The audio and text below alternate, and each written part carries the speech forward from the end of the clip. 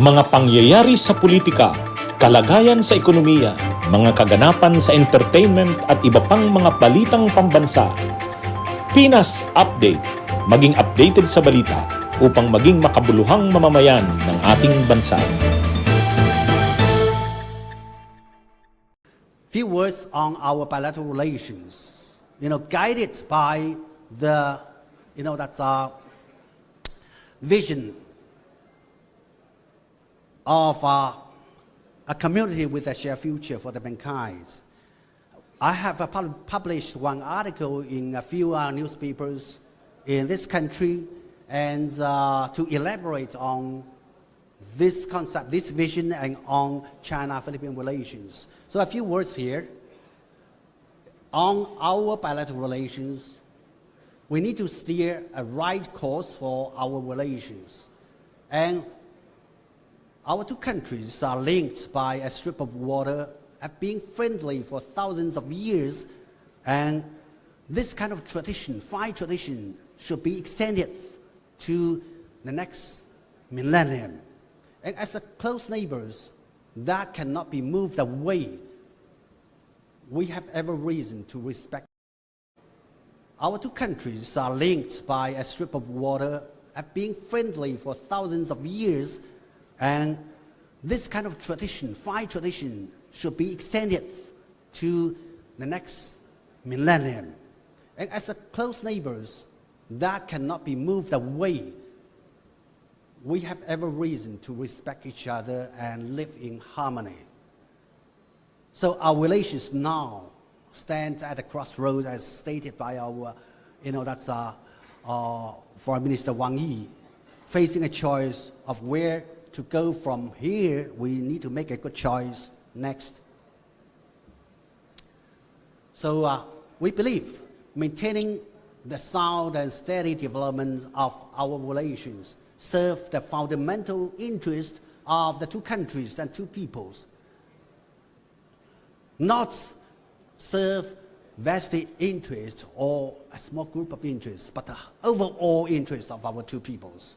So it is hoped that the Philippine side will steer a right course for its policy vis-à-vis China, and work together with us to bring the bilateral relations back on the right track as soon as possible. Next. I was asked by a lot of friends just now about this question. So actually, China's issued a few statements already. I don't want to repeat it here. And what I want to emphasize is that the Taiwan question is China's internal affairs and lies at the core of China's core interest with extremely high sensitivity.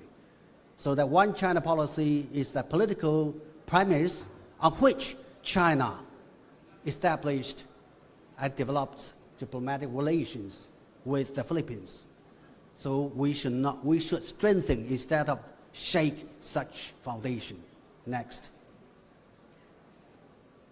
So we hope that the Philippine side will stay committed to the one China policy pursued by successful Philippine administrations since the establishment of diplomatic ties between China and the Philippines, and respect China's internal affairs and handle the Taiwan question prudently so as to maintain the healthy and stable development of China-Philippine relations. Next. On the maritime issues, I was also asked by a lot of media friends just now. I will answer in a unified way that it's normal for neighboring countries to have differences. What is crucial is that differences should be handled through consultation. And this is not only a proven way to get along with neighboring countries, but also a useful experience from the turnaround of our relations in the past few years. And history has amply proved that when the two countries manage their differences in a mature and constructive manner, the road of our cooperation and relation widens, But when differences are magnified and conflicts created, the relations might be deeply bogged down in trouble. We need to learn from the lessons. And the two heads of states have reaffirmed on different occasions that maritime issues are not the entirety of our relations and should be properly handled through friendly consultations. There are some instances everybody knows, and we hope that the Philippines will meet China halfway, manage maritime differences properly through dialogue and consultation, and jointly maintain peace and stability in the South China Sea and the sound development of bilateral relations. So our relations now stand at a crossroads as facing a choice of where to go from here. Ganyan inilarawan ni Chinese Ambassador Huang Xilian ang estado ngayon ng relasyon ng Pilipinas at China. Anya, kailangan magdesisyon ng Pilipinas kung anong direksyon ang tatahakin ng ating bansa. Sinabi yan ng Chinese Ambassador sa isang event sa Makati ngayong gabi. Nagkomento rin siya sa pagbati ni Pangulong Bongbong Marcos sa bagong halal na presidente ng Taiwan na si Lai Ching-te. Hindi raw yan nagustuhan ng China. Labag daw kasi ito sa One China policy kung saan itinuturing na isang probinsya ng China ang Taiwan at hindi hiwalay na bansa. Pagbibigay diin ng ambassador, sensitibo ang isyu ng Taiwan at tanging China lang ang dapat na humahawak nito. Hope that the Philippine side will stay committed to the One China policy pursued by successful Philippine administrations since the establishment of diplomatic ties between China and the Philippines and respect China's internal affairs.